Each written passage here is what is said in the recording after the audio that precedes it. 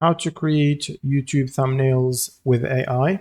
So first you want to open up your browser and head to thumbs.ai. There is also going to be a link below so you can sign up for an account if you don't have one, and now you will need to log in.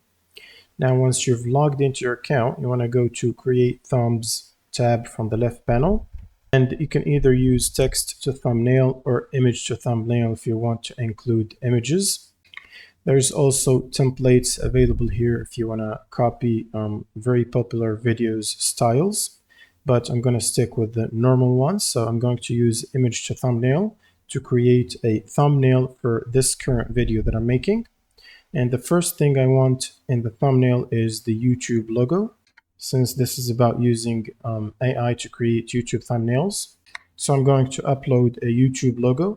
And once the image is uploaded, I'm going to enter my prompt that I've made specifically for my personal use. I'm going to paste it here, which will need a topic about the thumbnail. So for example, the title of this video, which is how to create YouTube thumbnails with AI. Now I'll need to scroll down and specify the aspect ratio. So for long format YouTube videos, 16:9. And I'm going to generate 4 thumbnails so I can choose between them. And all I need to do now is click on generate thumbnail and wait for it to generate.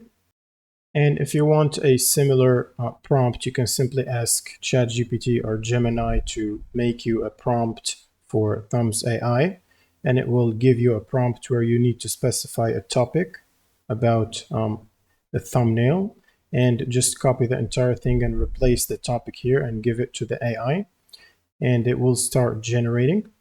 And as you can see right here, it generated 4 samples because I asked for 4, and then you can pick between those whichever one you like. For example, I'm going to pick this one and click on the download to download the thumbnail.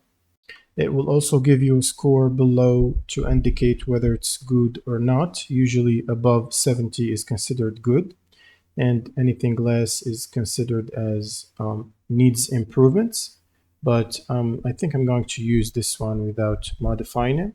And all you need to do is press the download and you will have a JPG file which you can open to see. And it opens up the thumbnail, which then you can upload and set on your video. And that's pretty much it for this video. If you have any questions, leave them in the comments below, and see you on the next one.